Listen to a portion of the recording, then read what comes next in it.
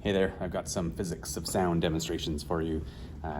Stick my face in here to say hey, but mostly you'll be seeing the oscilloscope and the speaker and so on as part of the demonstrations here.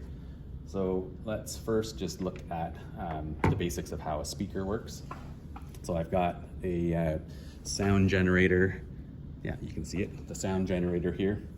I've got it set to a certain frequency, and if I turn up the volume, turn on a sine wave, if I turn up the volume and I turn the microphone on and the volume up, you can see that the microphone's picking up that sound, and you can see it on the screen. Okay, so that's what it looks like. If I were to do like an E sound of the same kind of sound, same tone or same note,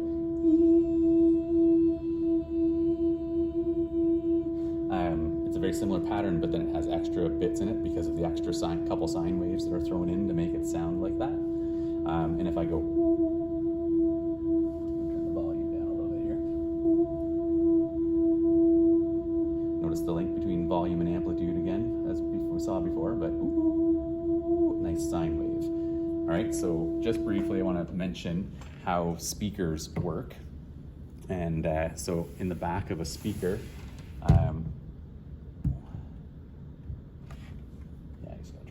okay, so in the back of a speaker, there's a coil of wire, there's a magnet. We'll learn later about this in the course in the electromagnetism unit, but basically we'll learn about how when electricity current flows through a coil of wire, it makes a magnetic field.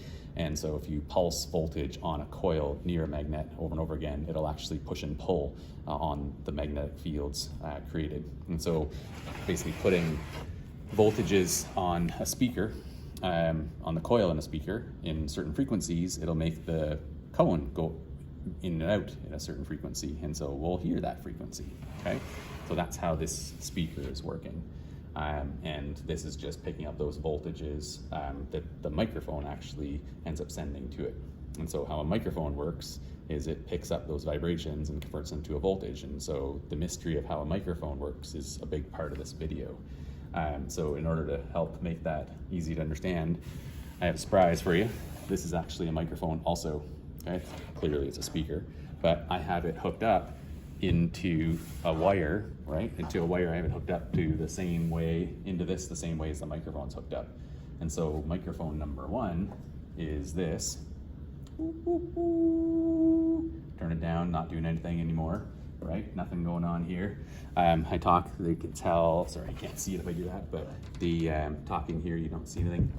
If I turn this up now, just enough, I have this speaker cone is picking up the vibrations of me talking, and if I go, and I'll even tap the speaker, you can see that it's responding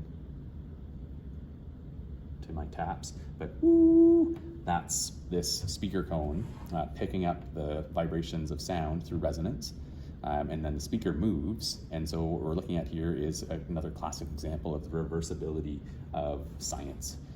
So speakers work by a voltage fluctuation making a speaker move, and then microphones work by resonance causing the speaker to move, and then the movement causing a voltage. And so you're seeing that on the screen. You're seeing the speaker working as a microphone. So it doesn't matter whether it's a big speaker acting as a microphone, or if it's sort of a more engineered and designed microphone picking up the sounds. It's a very similar effect. Obviously, this one's a lot more detailed, precision and whatnot, designed to pick up full frequencies, ranges. The speaker probably would sound pretty muffled, but the physics of how it works and so on is hope super clear when you see it that way, and I hope that makes sense to you. All right, till next time.